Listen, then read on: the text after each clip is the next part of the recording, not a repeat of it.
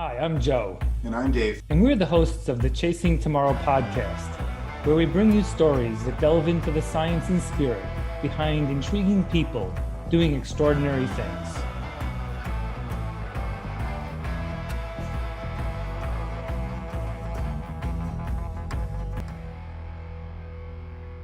Welcome to the Chasing Tomorrow podcast. This week, it's episode 34.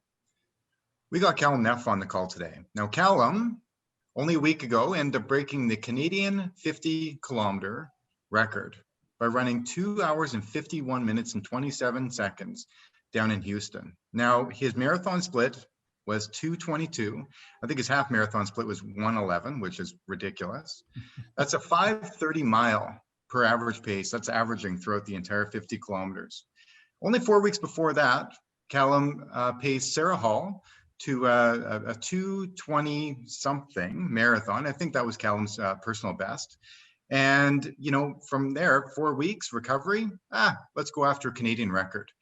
And Calum was successful. 2 hours and 51 minutes and 27 seconds, breaking the 30-year-old Canadian record of 2 hours and 53 minutes by Andy Jones. Spectacular. I can't wait to hear about speed, distance, volume, everything, but I want to know more about this human being. Welcome to the show, Calum Neff. Thanks so much, Dave. It's really special to be on with you. We've had a good friendship for a while, even since I've left Canada. Enjoyed some good runs together, and it's great to hear you. I almost wonder who you were just talking about, just to hear some of those performances. And it's like, I was talking about a guy I'm looking up to, right? Yeah. Thank you. Oh, I think that's the fun part of this sport, Calum. I'm finding more and more as we dig into it that there's this deep level of respect for each other, and everyone thinks the others are better. And but you don't find that too much in sport, unfortunately. And I think in this longer distance running, we'll just realize that this is a huge commitment to be able to get these kind of accomplishments, which makes me sort of want to wind back a little bit, because I'm sure that there was a time when you wouldn't imagine these ideas. Like, yeah, you probably started as a runner, I think high school or before. So wouldn't mind if you could take us from your sort of the early days of running. When did you start to love it? When did you start to want to go farther and faster? Yeah, no, you're exactly right. I mean, I think there isn't a lot of respect, especially as you go out of the mainstream disciplines of running. You think of running as the marathon or track, and a lot of people never explore outside of that. They don't even know that it exists, that trail, mountain, ultra, timed events, these things exist. And certainly I wish I knew about it sooner. I always tell people I wish I knew what other people were doing out there other than just what their 10K time was, or just what their marathon was. So, growing up, my dad was a runner. I certainly got into it because of him and seeing him run and train. Now we can also get into the record-breaking side of it, the mindset, but my dad was also a world record holder himself in hang gliding. So I grew up around two sports of running and flying, free flying specifically, a very other fringe sport. And what was his record with free flying? Tell me more about that. So yeah, they break it down into various categories and divisions based on the wing you're in, but he was in a hang glider, and specifically a rigid wing, and a little bit more high performance glider. This is where you're hanging below in like an A-frame style control bar with a harness. He flew when we were living in Australia, and I'll get into where we lived growing up, but we were living in Australia at the time, and he set a out and back distance record. He's done, I believe, speed record over point to point, and I think he had a triangle distance as well, kind of like sailing. They have it's hard to do triangles because you fight wind different ways depending on it, so they have these FAA triangle records and things like that. But yeah, he has a few, and he's actually still chasing them to this day in sailplanes. We do world record encampments with him each year, and we're gearing up for the next one in New Mexico in the summer. So it's just always so cool. pushing. It's never we're going to do something. We're going to do it full out. And what's the world record? It's just kind of mentality. Sounds like somebody I know. Yeah, right. The apple doesn't fall far from the tree, right? That's what we hear. Yeah, but my first race ever, and this surprises a lot of people because I don't think I'm that old. I'm 36 right now, but I ran the 1988 Cajun Cup 1 kilometer kids race while my dad was doing the 10K. That's in Lafayette, Louisiana, where we were living at the time, and that race is still going on to this day. And I got to return to it 30 years since my anniversary, my run anniversary, with my own kids and watch them run the kids mile. They bumped up the distance for them, but it's just been such a really fulfilling and just cool, experience to come full circle with that. Oh, that's great. What a beautiful That's so thing. cool. So you start then, Yeah. and then did So you, for your I was family? actually born in Aberdeen, Scotland, but we only lived there about a month. But that's hence where I get my name, Calum, and Scottish name. We moved to Lafayette, Louisiana for a few years, where I started running with my dad. During that time, I watched him run Houston Marathon in 1990, I believe, 91. And then we moved to London, England for a couple of years. So I watched him run London Marathon. And then we were down in Bangkok, Thailand for a year when I was in about kindergarten, grade 1. And the really interesting thing there is we joined the Hash House Harriers. And if you're familiar with the Hash House Harriers, it's actually drinkers with a running problem, or is it runners with a drinking problem? Yeah, it's not really a family thing, but it was, they had a kids part of it that you could do. And it was the best way to live somewhere and really truly connect with the place we lived. Because if you're familiar with hashing, they basically, a rabbit is assigned, a hare is assigned each week to go set a new course with flour, just barely ahead of the runners starting. And so they take you on these wild adventures. And literally in Thailand, we had open reign of everywhere. We were going through temples and respectfully, but villages and trails and urban and everything. And so I quickly learned that running is the perfect pace to experience life, because you can cover a lot of ground, but you can still have enough, it's slow enough to take it all in and absorb it. So running quickly for me became a way to connect, and it's considered for me a language. Honestly, I don't speak any other languages despite living in all these countries, but it's a way to connect with people. And when you say you're a runner, you have immediate family no matter where you are. You can connect. There's a mutual understanding, like we were saying. Yeah, and it sounds like you were running a lot with your father growing up. Does he still run to this day? So going back to the hang gliding, he about every 10 years we'd pound it in a little bit too hard on his landing gear, which in a hang glider is your ankles. And his ankles are fused now after his last one, actually down in Vulcan, Alberta. We used to do a big meet there in the spring called Miles in May. And it was considered usually our national championships, where we're towing off the back of trucks in these hang gliders on winches. And I was actually the tow driver one day. He was on a really old glider, and he locked out, which, if you've ever seen a kite just kind of take that arch and go directly into the ground. Yeah. That was my dad. He was on the end of the line I was pulling, and I watched him pound in. We had Stars Life Flight come in to Vulcan, just east of where you are in Okotoks, Dave? Yeah, and, not too far. Yeah, that was the last trip in a hang glider he took. But fortunately, he's alive, which was absolutely incredible. He spent a lot of time in the hospital, and actually, that was right when I was getting into hang gliding myself, and had a pretty big flights out of Vulcan myself, flying 80 miles in a hang glider myself, and competing and doing quite well hang gliding myself during that time. But since family has come, and I've stepped back. So my dad's hung up the wings as well, but he's now in sailplanes, which you don't need your feet to land. So that's where he's going after his records. Great. Nice. Mm-hmm. Yeah, no. So your father sounds like a really courageous man. Like when you even just just in the last number of minutes talking about your father, I think of that of courage. Do you think that that's where you get your courage from?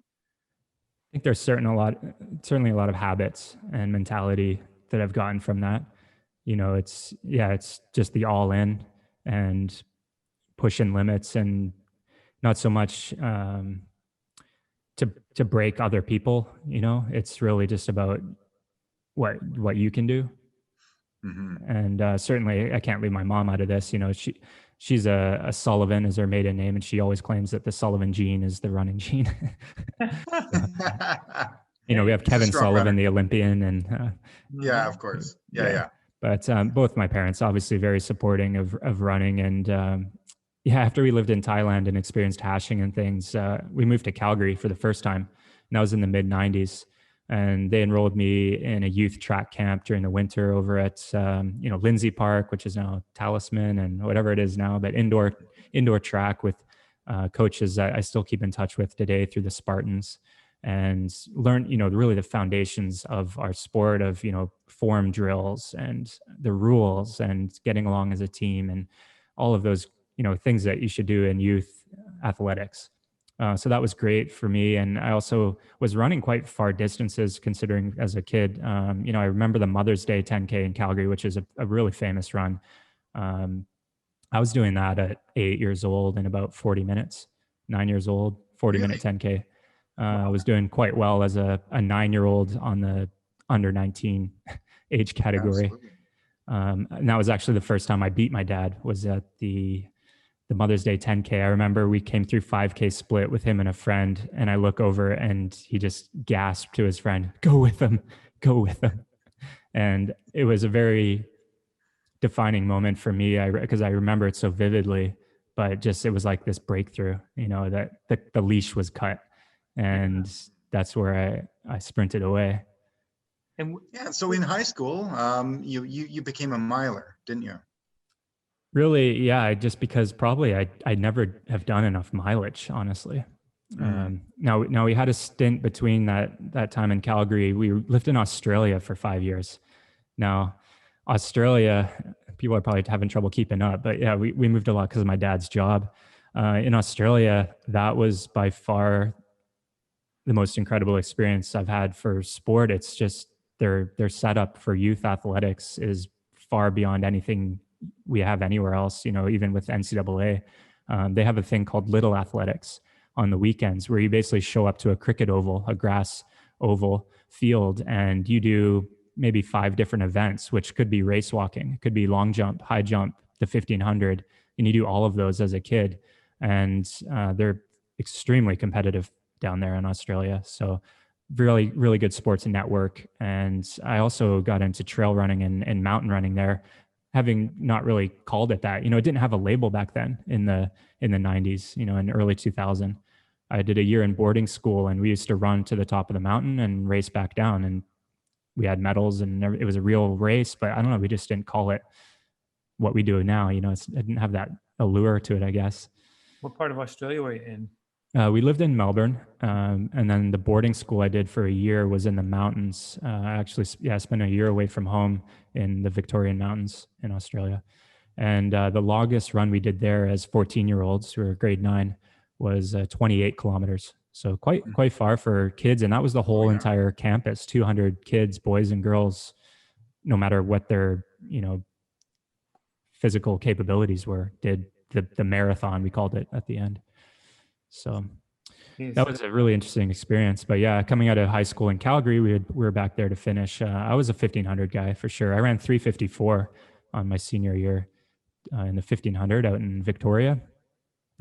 And 3:54 is still, I've run it a couple times in college, but just never in the right race. And that one race I did in high school, that was my top mark for sure.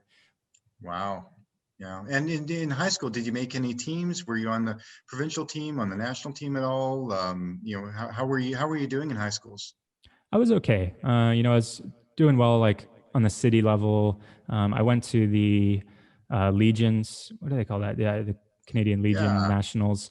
Didn't hit it quite right, and never really performed probably to what my potential was. And I think back then I didn't know what else was out there. I didn't know what it was outside of my bubble. I don't know if I just didn't care enough. I was into skateboarding and being a punk, and I'd go to track 3 times a week, and that was it. I didn't run Tuesday, Thursday, Saturday, or Sunday. I did intervals. That was it. And it's amazing that I ran as fast as I did off of that training. Yeah, and I guess not knowing and also leaning upon community leaders and community builders. I mean, you talked about, you know, the Mother's Day 10K, and you know, I'm from well, just south of Calgary, Okotoks, Alberta. And so the Mother's Day 10K, there's a fellow in Calgary, Jeremy Deere, who won it for like 20 years in a row or whatever. Well, isn't that and the incredible guy's that you still bring that up? probably winning it these days. And he's now in his mid 40s, right? But then, you know, another community leader and a builder up here in Canada is Blaine Penny. And, you know, Calum, I know you and he are good friends. And I think he was the one that brought you into the ultra running world. Did you want to tell us more about that? Yeah, I'll talk about Blaine in a minute, but yeah, you bring up Jeremy Deere. The thing is I had all of those things in front of me the whole time. Jeremy was on the Spartans team with me in high school, and he was in his peak. I mean, I know he's still running extremely well, but I used to room with him and Jeanette before they were married, before they had kids, as a high school punk. And just funny, I traveled with him. I got to see him run Edmonton World Championships in the 5K. Like, we traveled to watch this guy. We all had the run like a deer, you know, John Deere shirts. And I don't know why I didn't ever, I don't know. I can't be upset not taking advantage of it then, because look where I am now. You know, maybe I would have burnt myself out. Maybe I wouldn't have enjoyed the sport if I had pushed it back then. So who knows in hindsight, but I certainly had these types of people throughout my life. I was very lucky. And still do. And of course, Blaine, I came home from college. I moved back to Calgary immediately after finishing at the University of Houston. Had an okay college career. Again, really wasn't dreaming much outside of my bubble. Never put together big performances, and for whatever reason it might have been. So I took a bit of a break and really got into the mountain sports because I was living in Calgary. You know, got into flying and everything else. But I saw this run come up, running on empty. And I just sent an email to Blaine Penny, who was organizing it as part of the annual mitochondria fundraiser. And I said, I see I can join you for the final 30K, which that sounds about what I could do, you know, running through the mountains. Can I come out? You're doing 100, but I'll join you for 30. And he said, we'll be at, my wife will be at the Shell on the Trans-Canada at 5 a.m, and she'll drop you off at the 50K trailhead. We'll see you then. So didn't give you an option. Yeah, it was just like kind of 50. Okay. He's like, okay, I'm in 50K. And that was it. And he lied to me. It was 55 kilometers by the end, but it was the best 7 hours ever. You know, we watched the sunrise from Forget-Me-Not Mountain, or one of those in that area of Moose Mountain in the West Alberta area, West Calgary area, Bragg Creek. And it was incredible. And the competitive person in me, though, you know, picking up all these things from ultra runners, was like, you know, we never run up when it's an incline. We never run up the hill because we got to conserve our energy. We always stop at the aid stations because we need to eat. And immediately I was dissecting ultra running to, well, if I ran that uphill and if I just skip the aid stations, I could probably beat these guys that are pretty good. Yeah. And so the wheels started turning. And so before I even did a marathon, we found out we were going to move to Houston with my job. So the moving continued, and I wanted to do one last great Canadian adventure. And that was the Canadian Death Race, 125 kilometers, having never done a marathon. And I did the Creemore Vertical Challenge as my final big long run before that. And that's in Ontario. It's a race that's actually not going on anymore, but I ran 4 hours, right about the course record for the Creemore Vertical, which has 4,000 feet of climbing. And that was my first marathon and first 50K before I went to the Canadian Death Race. I think that was 2016 now, or 2015. Yeah, you gotta love that. I want to go back a little bit to your comment about Jeremy and taking advantage or not taking advantage of that opportunity. I think, you know, we're influenced sometimes at a subconscious level as much as it is a conscious level by seeing people who bring high levels of performance or care to their craft. Whether we act on it immediately or not, I think if you put yourself in that environment, you're then exposed to people who perform differently than if you were in an environment of just people who were not. And so my thesis would be that it actually had a positive impact because later on you were able to pull on that as a resource in your head. You're like, oh, wow, I saw this guy. He did this. You don't have to act on it immediately because sometimes we're not even capable. But I would sort of suggest not only just your example, but for all of us, that the thesis is the more, we'll call them better people that you hang out with in life, the higher up your average will go. It just does. Like they say, you're the average of the 5 best people you've hung out with the majority of your life. You become them because that's what we are. We copycat, right? That's what humans do. We learn fast and we can act on it. But I bet you that Jeremy had a bigger impact than it might feel, because look, it did turn out to the best. Because you and certainly not over yet.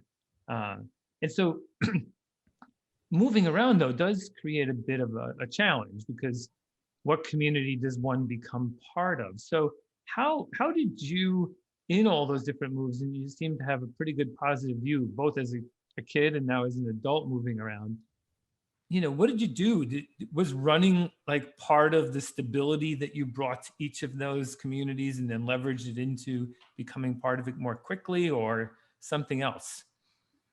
Yeah, I'd say running certainly was the one rock I had, because when you show up to a new school, you're a nobody. And certainly when you're going to different countries and you have a different accent and you have a different way and style about you than everyone else there, you stand out. And usually kids like to single that out, right? And so certainly in Australia, the bullying factor, I mentioned how great it was down there, but bullying in Australia was second to none either. They can be quite harsh on each other. But it really wasn't until that first gym class or that first cross country meet or whatever it might be where I was able to run and show people like who I was, who I identified as, what I was good at. And then I went from being that, strange Canadian kid or whatever it might be. And usually, I was very underdeveloped. I didn't grow, now I'm over 6 feet, but I didn't grow until college. So I was easily picked on as the scrawny little kid. I had tiny little skin and bones, skeleton frame growing up, really just like some of my daughters do now. And it's easily to be picked on, but then it became like, you're the runner guy, you're that fast kid. So it certainly was my connection. And, I have 3 siblings. I'm the oldest of 4, and seeing my sisters, the next in line, handle the moves very differently, as a girl, especially. And when they're teenagers, you know how it goes, Dave. It's just, it's hard for some people to change. And especially if it seems like if you're a teenage girl, it's extremely difficult. So she handled them a lot more difficult, I'd say, and more grudgingly than I did, which was, I almost am itching to leave at some points, like I want to see the next place and experience the next thing. Yeah. Do you associate, so having lived in so many different places, I don't know if you can say you're an American, Canadian, Australian. I mean, like, what do you associate with? Man of the world, or? Yeah, it's hard to say like what the hometown is, because I don't really have a hometown, that's for sure. But Canada in general has just always been home base. Every time we've moved, or every holiday that we've done, has been back to the Toronto area usually, which is where my mom has all her extended family. Now where my wife has her extended family. So it's just every year we've been going back to the Toronto area or cottage country north of there, and spent a lot of Christmases with aunts and uncles and cousins, and that's home base. So yeah, Canadian, and don't have any other citizenship. So Okay, well, there you go. So you're a man of the world, but with a good root and system in place. That's always a good one. So you get through, high school, you're moving around, get through, I assume, college, and now you're on the other side of this and start to run longer distances. Now, of course, between then and 36, I'm sure a lot happened that, both, did you keep running throughout? I mean, was this always sort of centered to did you take a break for any periods of time? yeah, I did have that break when I first moved back to Calgary after college. And when I tried to get back into it, I actually learned that I had Graves' disease. So I had a very hyperactive thyroid. And so I started running again, and my heart rate was just through the roof, and I just couldn't keep it together. I was really hot all the time. I was that guy out in shorts and a t-shirt when it was snowing, and it got to a point where I was very shaky, and people started noticing. My wife, my boss at work, like, are you nervous handing me papers, or is just like there's something going on? I was trembling. So I got that all sorted out. And I think that really helped. And who knows how long that really affected me, having um, that issue with health. And maybe it was part of why I didn't perform as well as I did in college. It just hadn't really reared its head yet fully. So got that sorted out and started feeling much better. Hormones are critical and important. So just started feeling healthy again, and really found myself on the trails. Trail running really rejuvenated my running. I think if it was just left to track and road, I probably wouldn't be here today, even though that's what I specialize in now, I'd say. But going to Blaine's, running on empty and running through the mountains, doing all those 5 Peaks races and the Xterra Nationals at the Canmore Nordic Center, Rundle's Revenge. That was such an awesome one. Those are what got me back. And then just not so much racing. It was actually, I have limited time because I'm working, and now I have a family. So it's like, what's the best use of my time? I can do a hiking trail to Assiniboine and back that takes most people a long weekend or a week. And I can do it in 6 hours. So it was a matter of just taking a water bottle and moving quickly, safely through the mountains to experience it. Yeah, so I hear about that often, that runners find trail running, and there's a resurgence, a rebirth of sorts. Yeah. Because it's beautiful, it's stunning. It can be just as hard as road, if not harder at times. You're basically doing intervals up and down mountains and trying to recover on the down, and hitting hard on the way up.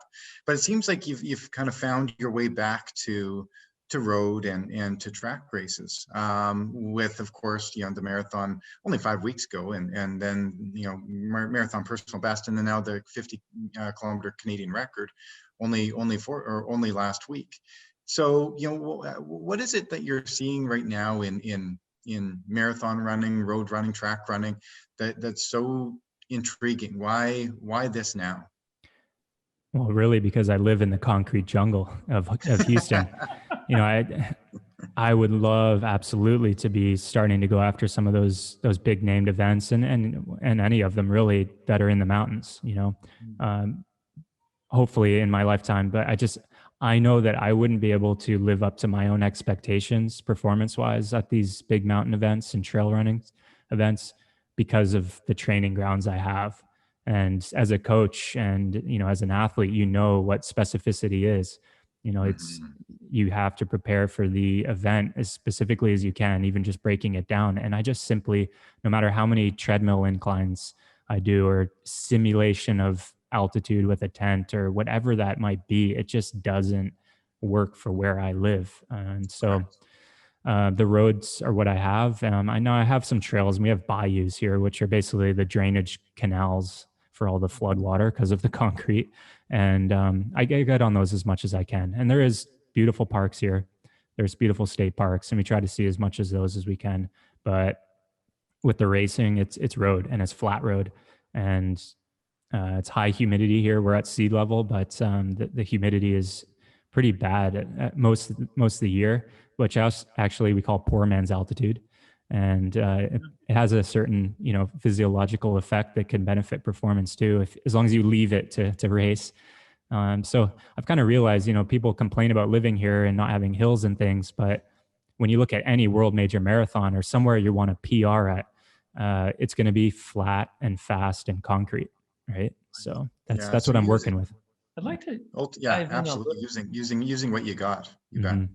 Yeah, and so maybe because of this focus, and then you breaking the record and a lot of stuff that's been going on, I think it's really interesting to see in each of the sports this idea of going harder at the specificity. Like, even if we go to golf, completely unrelated, right?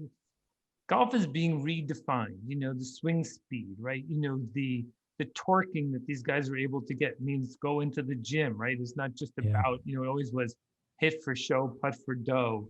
And it turns out that the guys who can just hit it like another 100 yards farther at redefining the game. Tennis, the the the serve is just at a speed that none of us could hit the ball back. Like if we went on there, we would be afraid, right? I mean, like Yeah.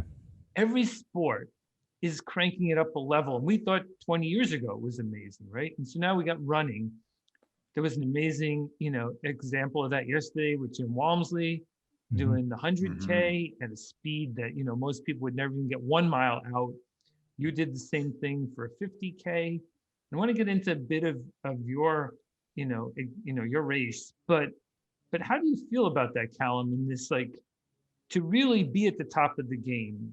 You don't just have to have DNA. You actually have to then really figure out how to win in that sport, how to break a record in that sport, right? Like, even I thought it was great about sort of Walmsley yesterday was like, he wasn't really that disappointed, even though I'm sure he would have liked to have beaten the record instead of missing by 11 seconds. But it's like, I think I can go the next time and understand it better. I had to push into it. So I said a lot, but just tell us your feeling on sort of this specificity. How did you use that to get your record? What still is out there? Because it seems like it's unbounded now. Yeah, I mean, there's obviously a lot of miles and a lot of years, over 30 years now of running for me behind this. You can't really pin it to the last 12-week specificity buildup, right? And that's what a lot of people don't see, right? And if anyone were to try to replicate it, and that's why I have no problem, sharing my training or even the athletes I coach being on Strava. It's like, what's preventing another coach or another athlete just from completely ripping off what I'm doing, which is essentially my art, but there's so much in between the lines there, between the miles, that you just can't replicate. And so no problem being completely transparent there. And each time you do one of these, and that's the thing, I've done the 50K, I think it's now 12 times, and I've done 12 marathons and quite a few other ultras and things. It's like you figure out just a little bit. Like, let's say you could recover the moment you cross the finish line, and your legs could be immediately better. You recovered, and you got to race again that moment. I know you'd find some way that you would have just taken a second per kilometer off or a second per mile, which seems like nothing. But over a 50K, that's almost a minute. Over a marathon, it's a half a minute. So it's just, those are the things that you're just slowly chipping away, especially as you're pushing up against records, because you're really down to that second per mile pace that you're trying to chip away at. And it's, you ask yourself, well, what could you do just a little bit better? Where could you have taken off a little bit more time? And that's where you start getting into places other people might not have been before, given that you're able to turn around and do it again. Hopefully you get another shot. How did you feel during your attempt last week? Was it like, break down the race a little bit for us? Yeah, honestly, I had a much better day at the marathon project in Arizona on December 20th, which is why, the Canadian Running Magazine put up an article about my 50K, and the headline was, Neff breaks 50K record, says he can do better. And it's, that's not me, that's not like my voice. That's definitely not how I felt about it. But they're going to be sensational about that stuff, right? And it's that's clickbait, right? Yeah, for sure. And but like when I say that, it's like I feel like that's such a dishonor to Andy Jones, who had the record, or anyone who's ever attempted it, because it's like, here's this guy just like destroyed it by 2 minutes and then is like, I could do better.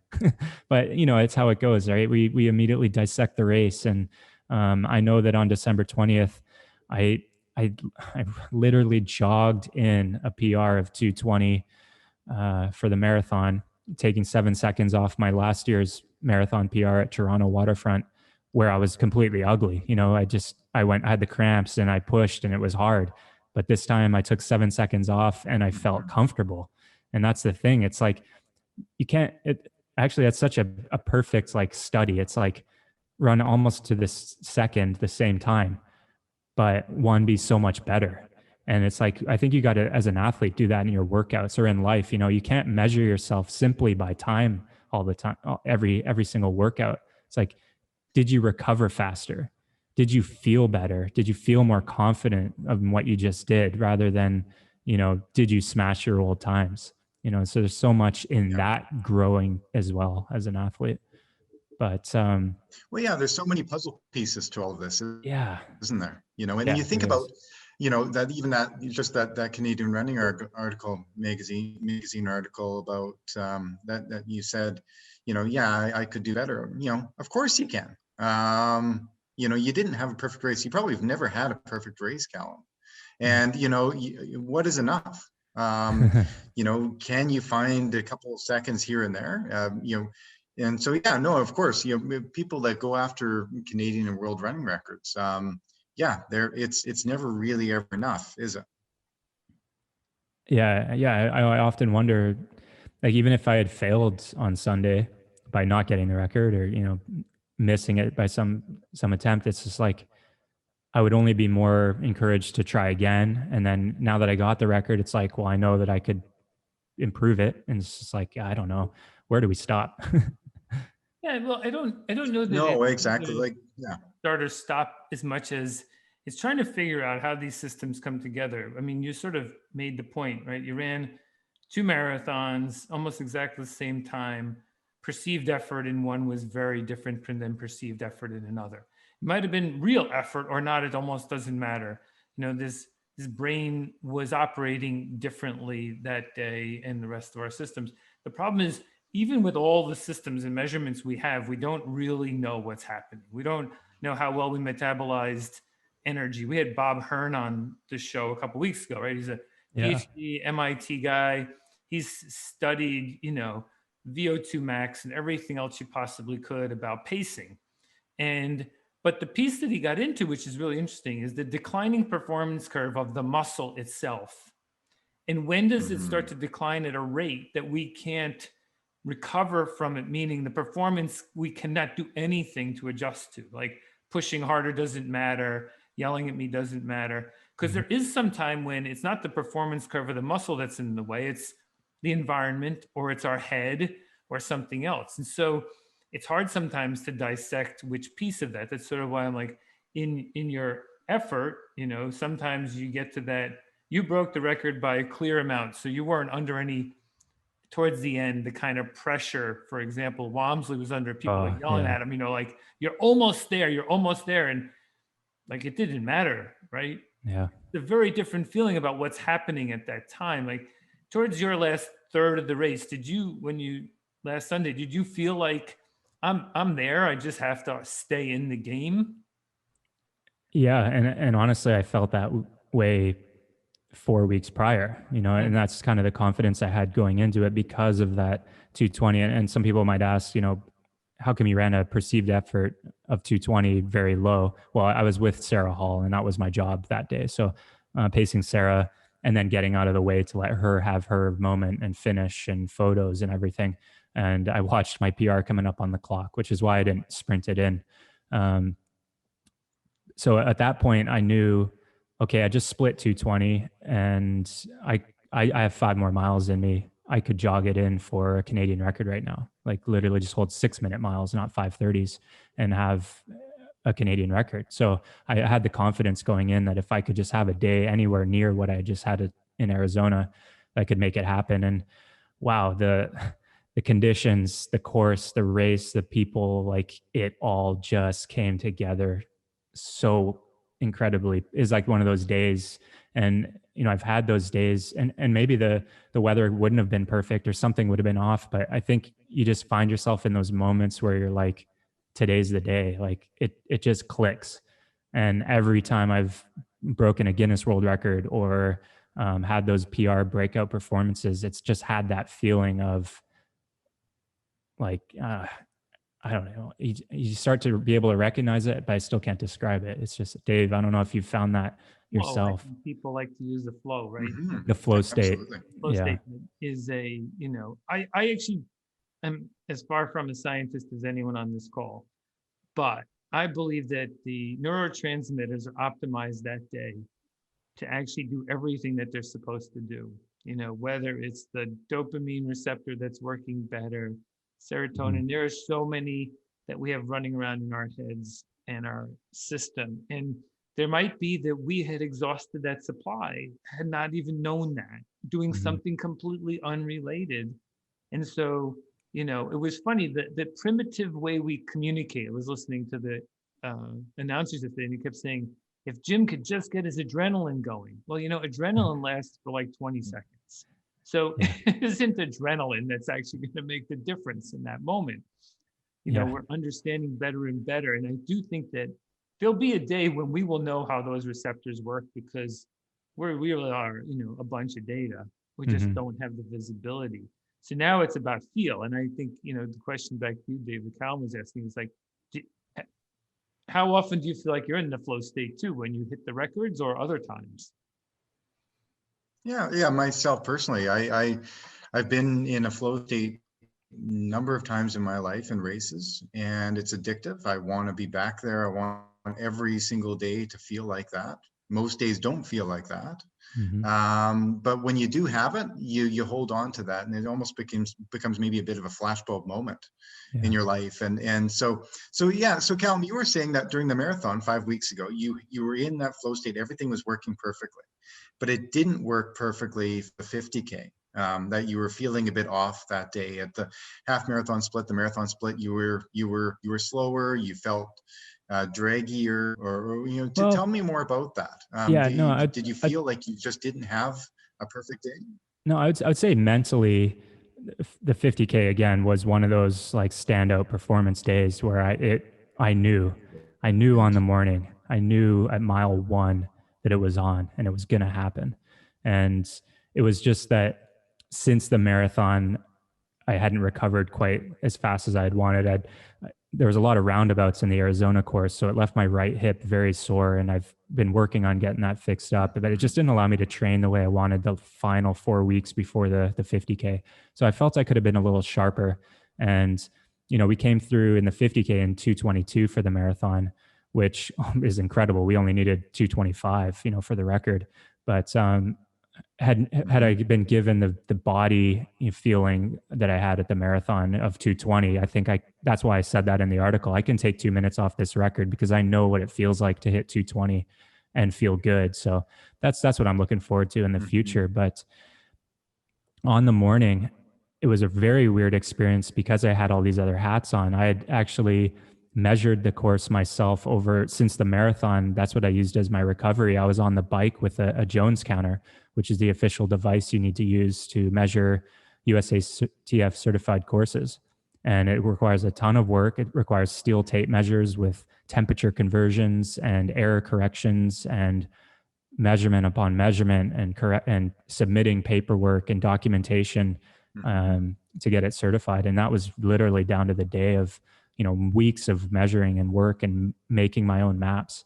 So I had that whole thing. And then I was also race director. So I was putting together the athletes that were coming, getting permits from the park during a pandemic, getting volunteers organized, getting my timer so we could have official chip digital timing that we needed for the record. And of course, everything else that goes with putting on an event, even if it was only 17 starters in the end, you might as well have had 1,000. So yeah, and you had a bunch of athletes as well too. You're a coach, and you had a bunch of athletes running as well too. So did you kind of feel like you owe it to them to be a coach on the morning of before even your race? Yeah, just like not neglecting them. Like, hey, they have their own big dreams and goals and races on the line today, just like I do. We had 4 of the women end up making Team USA or qualified to be eligible for that for the 50K Worlds, and to think that from one little race and from one little coach that that's living out in Houston has pretty much just assembled the entire Team USA and the Canadian team to go to Worlds now is like, wow, what a incredible accomplishment outside of the record. Like, it was just, I'd done something else for the sport and for somebody else. So yeah, wearing that on the day was, I didn't take it as pressure, but certainly it was something I cared deeply about. No, but what pressure is however we might measure. Yeah. But there are cycles that are used to do that weren't focused on the run. Now that someone might argue that was good because you weren't obsessing about the run. Exactly. And we're going to let that, I mean, I do think that part of the confidence in guys like you and Dave and others we've talked to comes from what you said at the beginning, Calum, which is that the race didn't really happen on Sunday. It happened over the past 20 years, 30 years, 10 years, whatever we want to give credit to, right? It's the going out when you don't want to get out there. Dave runs in this ridiculous weather up in Canada all the time. He puts in the effort when we all make excuses. When I didn't, it's not as big a deal, but I did this 6 marathons, 6 continents, 6 days. And everyone always says to me, well, Awesome. how'd you do that? I said, well, I had already flown 4 million miles in my life and I've run 30,000 miles. So it really wasn't that hard. Now, like, there is a lot of elements to what does hard mean, and I wasn't breaking records per se, but if you put that prep in, then you could do that too. Like if you're, Yeah. and that's what I think that part of what we think about a lot with our guests, the theme is we're all willing to put the work in, right?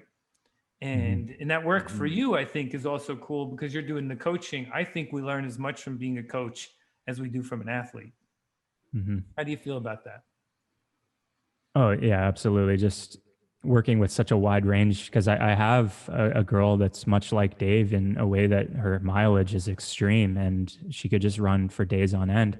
Whereas we have me that I really don't put a lot of mileage in, but I like a very good balance of intensity. And so there's those spectrums between athletes. And then also the mentality of it really is the most important thing. It's almost not what's on paper. Again, it's just like how it's delivered and the timing of it, right? To coincide with really the recovery being the most important part. Yeah. So yeah, it's an artwork Absolutely. for sure. And I've worked with the last coach I had him very briefly because he was a scientist and he didn't have the art. It didn't matter. He could destroy me on molecular compounds and whatever else is going on in the muscle, but he didn't get it. And it's I've seen it not work. So Calum, let's talk about that a bit, right? Because let's talk about the mental things. I mean, physiologically, we can talk about physiology. We could talk about running and zone 1, zone 5, building different systems. And really, it's really well understood now what you need to do to be at the top of your game to run a fast marathon. But the thing that we don't really quite understand, and the thing that we're learning more about, and I could see you, living on your razor's edge and trying to discover those things, because I can put together all the physiological methods that I can that are at my disposal. But yet, I know that your favorite podcast is the Finding Mastery podcast, and that's mine too. Outside, of course, the Chasing Tomorrow podcast. That's now your obviously your favorite. But it's really Michael Gervais' approach at sports psychology and really living on the razor's edge of being excellent and finding that really that razor's edge within your sport. Do you want to tell us more about that? Yeah. Dr. Gervais is great. And anyone else I've talked about with sports psychology and performance mindset is, there's a few different tool sets you really have to draw on, but really the first one it comes down to is what my other friend that lives locally here, Mike Van Hooser, calls the moment. And it's being able to live in the moment and recognize the moment as it's happening. And there's tools that you need to develop, tool sets you need to develop to get you to that moment. And that, for a lot of people, the most common thing you hear is, breathing, right? You get into yoga and meditation or, things like that. And that's to really bring you to the moment. And it's not so much about going into this blank space, that doesn't exist. It's, allowing those other thoughts and noise and things to happen, but then to be able to draw yourself right back to where you are. And certainly when I'm racing and when I've had these performances, it's so vivid that I am in the step that I am in. And I experienced this the first time at the death race. It was very almost out of body, where I was so proud of the step I had just taken and so motivated and drawn to the step I was about to take, and making the step I was in so perfect, like that it mattered that much. I was in this like eternity state. It was very strange. And that's like, so when I tell people stuff like that, they're like, okay, you are in the moment. And so I think that's part of what I've really been able to figure out is to not be too far down the road. I'm not thinking about kilometer 45. I'm at kilometer 6, and I'm going to do kilometer 6 the absolute best that I can do. And that means the maintenance it requires. And in those final kilometers, it was literally like, yeah, don't twist an ankle. Like just the minute little things. Like it's just this step needs to be perfect. And you just got to do that. And it's like you were saying, you've done that, you've flown thousands, millions of miles, you've run thousands of miles. You just got to do that. And it's about replicating it over and over. And maybe there's some kind of mental fortitude I've developed from these miles like you, Dave, that allows us to endure it a little bit longer, where we can stay in the moment, we can find the moment. Now, Gervais talks about, finding these moments, but really between what we call negative mind and positive mind, and then there's flow state. And the beauty is, you can't get to flow state without being in positive mind. So most of the time, even for elites like you, Dave, you've found it a few times, but I think it's like 10% that an athlete, a true performance athlete, can get into flow state is like 10% maybe. So it's a rare occurrence even for us. And I do think that that's absolutely true. The piece about the moment is also the preparation has to prepare you for that moment. Mm-hmm. Right? You have to have sort of worked through so that it's not a surprise. Like, so if you're going to do something like Dave is setting out to do, to break a record going across Canada, well, if you didn't run 5 days in a row in your preparation, for example, of some ridiculous amount, well, then how, you could sort of learn your way into it, but you want the confidence, no, hey, look, I went and did that. And so when you hit that moment, you then know the system works, responds without hesitation. Imagine, you go visit a new friend, Calum, around Houston, and you drive there the first time, and it seems like it takes forever. And then you go there the third time, and it takes like half as much time. It's only about our perception, right? Because there was all of our systems were on to figure out the unknowns on the way there, and then they're not on anymore. We're not using all of that mental energy. And I think that's why that flow state happens infrequently, because we have to narrow down all of the noise out of the system. Yeah. But it takes a lot of practice to narrow down all that noise out of the system. Yeah, you have to drive that route, whatever that route is, a lot of times. And you have to have a lot of trust that forms from that too, that your car's not going to break down, that your body's not going to break down, right? And then that noise goes away. And then, the noise of distractions and everything else go away, and it becomes a very streamlined process. Yeah, I often think, when I was doing Ironman training, they always told us, you can't wear back then it was a Walkman, you couldn't wear your music training because you couldn't use it during a race. And, so I learned a lot of how to run without music. And I sometimes think that while it feels better to have that, you'll never go as fast because there's another system that's being used, even if it's sort of in the background. And again, if performance is the goal, right? It's not just, hey, like if I just want to go have a good time, amen. Listen to a podcast, listen to music. But if you're going for your big day, then you have to have all that worked out. Yeah, and what I've found from the best ones, and this is what I've also read on accounts from other athletes when they have those performances that stand out for them, and this has happened now from the 1500 meters, so from under 4 minutes of racing to now the 50K, where it's hard to actually remember parts of the race. It's like they're not logged to memory. It did go by like a split second. Yeah. Like when I think back to it, it was like we started and then I don't know what happened. I was somewhere else, but it's not that I was not in the moment. I was so in the moment that what a weird space to be in, right? Yeah.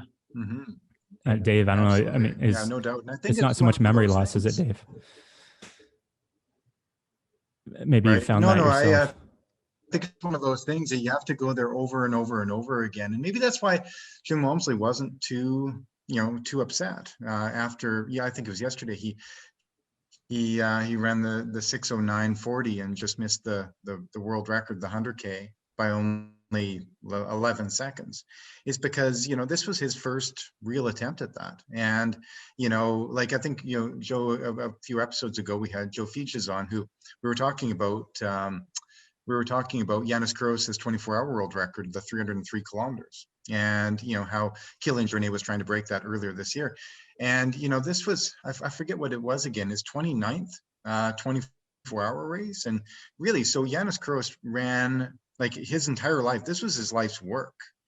And really, you know, to think that on the third or fifth time or the seventh time, you're going to nail it. You're going to nail it better than you could ever nail it. And I bet you even at the end of his 303 kilometers, his world record, I bet you thought, I could still do better. But it takes time in order to put all those pieces together, right? So how do you feel? Like, I mean, you're a fast guy. You've got the Canadian 50-kilometer record. You know, Jim Walmsley, 100K world record. Is that in the cards for him? And or do you think it's the next race, the race after the next? What do you think for a guy like him? Oh yeah, absolutely. He's capable. You know, we saw 11 seconds is really just could be any number of things on the day, and you just need to pick one and improve upon that. So, you know, I think it got really windy. I think he was alone for a lot of the time. I think the course could have been a little bit faster, you know, so there's so many things even outside of his control. He did everything he could in his control that day, but there's things that you can just streamline even a little bit better in the day, you know, even just getting better weather. You know, sometimes it just comes down to that. There is a portion of luck. Unfortunately, there's, you know, things have to come together for the magic to happen sometimes, right? There's no way that he could have put it together or I could have done it had a monsoon come in, right? It's just, you can't do it. Right. So now, you know, with your time in 50K, are you still focused there? Is that like your near-term goals to stay doing 50K, go farther, or what's your distances coming up? Yeah, quite a number of goals. I mean, having just knocked on the doorstep of sub 220 in the marathon, which is obviously like a really nice sounding barrier, and then obviously now 250 in the 50K. Those two times sound really appealing to me. Certainly in the marathon, I would love to get, you know, the workouts that I did, you know, the things that gave me confidence leading up to the marathon project and the 50K. There was things that were telling me I'm capable, honestly, in my lifetime, if everything happened properly. You know, 216, 217 is a potential. It's there. I can see that. Now I would need a lot of things to go right to do that. And maybe I hit 219, 218. That would be completely fine with me. You know, it wasn't long ago that I was thinking sub 230 would be just an admiral lifetime goal to feel accomplished and walk away. But, you know, as you know, you just start seeing the next thing, the next barrier. So 250 in the 50K is within my wheelhouse potential. And I hope I have a day to do that. I guess what else is there? There's definitely some other Canadian records now I'm looking at, and certainly not the ones as long as Dave likes to do. So I think you're safe, Dave. Yes. All right. That was my next question. I just wanted to know if my records were safe. But I think, you know, it's certainly ensuring that we have an update to all those dates between the two of us. You know, I think that's important for the future of our sport and where we can go with it, and encouraging the next generation. Absolutely. Yeah, absolutely. And Andy Jones's record, 30 years in the making. So almost 30 years to this date. I think it was right around the same time of the year. And probably it was made down in Houston, wasn't it? Incredible story. So I found out I had a volunteer from the Houston Marathon, this guy by the name of Ed Fry, come in. He usually works the elite suite for all the elites, and he's met the top tier marathoners around the world every year at Houston. He told me, you know, I did that ultra in 1990, and it was right here in this same park. You know, like 400 meters down the road, they used a 2-mile loop that still is used for running. And sure enough, we started looking it up, and he emailed some buddies, and they had scans, and they had the old magazines because they used to mail you your results. And Right. ultra running was this really cool thing back in the day. And they had this ultra marathon that went around this 2-mile loop at Bear Creek Park here in Houston, where I held my event in 1991 in February. Andy Jones went up against Ann Trayson, and Ann Trayson broke the 50-mile world record in that event. No.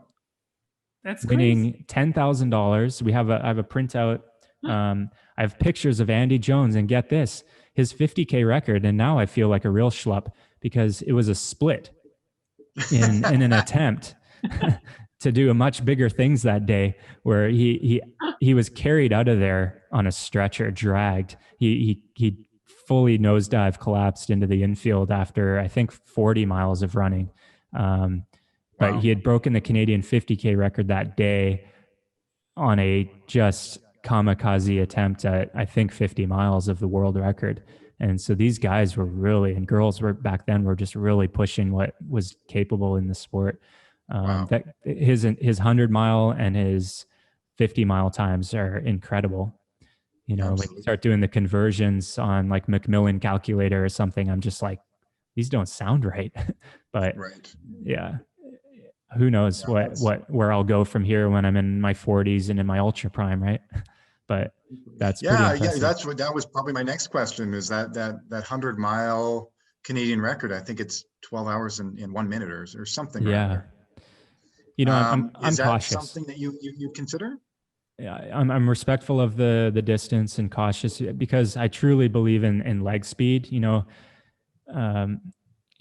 looking at Jim finish yesterday, Walmsley coming down the final 200, and it was like, this guy has leg speed. He's run 104 for the half, but it was just like he wasn't turning him over. And I think when you go into the 100, when you start getting into those UTMBs and those slow hundreds, especially, there's fast hundreds, there's fast 50Ks, there's slow 50Ks. And when you get into that slower running, you neglect the speed. And I'm not ready to do that yet. I still I'm still going after PRs in the 5K. So the long term, it'll work. It'll help for the long term to stay, keep with the speed a bit while I can. Yeah, I think we're all feeling like that. Where people said that the 50 is the new 30, and and so on, which is that age is not in the way as much as it used to be. Doesn't mean we're ageless per se, but we don't need that as a mental blocker. I think you guys are proving that. And showing that if you keep the discipline, right, which is what you're doing, the right training. What does a training week look like for you? It's really highly variable, but I usually average probably 50 miles to 70 miles a week, most of the time. Now this last build up, I finally had what would look like what someone would expect me to run, and I had some 90, 100-mile weeks in there. And that was big for me. I work a full-time job, which lately has been here sitting at home, but Monday to Friday, if not longer, I'm in a desk. So between that and family and coaching and everything else going on, I don't have, I'd say, a lot of energy. There's always time, right? But the energy to do the big weeks. I really like getting my speed interval workouts in, and actually never touched a track for the entire build up this last, couple months, which normally I'm on the track at least once a week, but specificity, we're on the road. Got into some long tempos, my longest being a 15-mile tempo at, splitting 109.5, which is like, you do stuff like that, and then you have some confidence under you to do big things. So the training was there, but very nice. Yeah. Yeah. So I mean, it's quite. Yeah. Go ahead, Joe. No. I'll wait this time. Yeah. No. Yeah. So I mean, the confidence from this past, 5 weeks, with a marathon PR and then a Canadian 50K record. I'm just really curious of really what's next. I mean, right now, do you take a deep breath and hang out with the kids and put on 5 pounds, or are you on to the next big goal? Like what are you doing to chase tomorrow, Calum? Yeah, right now I haven't run since the race, which is now exactly a week ago. I've been on the bike a couple times. I did a 52K ride yesterday, and kind of just feeling out the body and definitely how I'm recovering and measuring it that way. The heart still had some fatigue. You can feel that kind of aerobic and heart fatigue for sure. So I'm just going to take it a little bit easier. There is a local marathon that might happen, pandemic pending, that I might jump in here. I've won it in the past in 2:30, so it's not a super competitive one, but it could have a few guys in the 2:20 range. So winning a marathon, that sounds fun, and might do that in March. Yeah, there's just not a lot of races going on, so we'll see. I take a step back, recover, maybe rebuild the speed in again since I've neglected that, and also, yeah, just family. I mean, you know how it goes. It's like the scales, they tip, and with this event and training and travel and everything else that happened, I owe my wife big time, and I owe the kids big time. I just tore out the carpet upstairs, so I got to put some hardwood floor in. So I'm catching up on life. But Well, yeah. we're thrilled to have you on. A huge congratulations on your effort, your results. And, I think you're a great role model for the sport. I love the attitude, and, we'll be out here rooting for you, and yeah, maybe seeing you and Dave go at it one day would be fun. And we'll have you on after your next world record. How's that sound? All right. Sounds great. Thanks so much. Yeah. And Dave, we just got to find a way to meet in the middle somewhere. Maybe it's the 100K distance or something. Yeah, perfect. Yeah, you'll go out hard and I'll go out slow, and we'll see what happens at the end. I look forward to it. That'll be great. All right. Thanks, Calum. Take care. Yeah. Thanks a lot, Calum, for being on the show.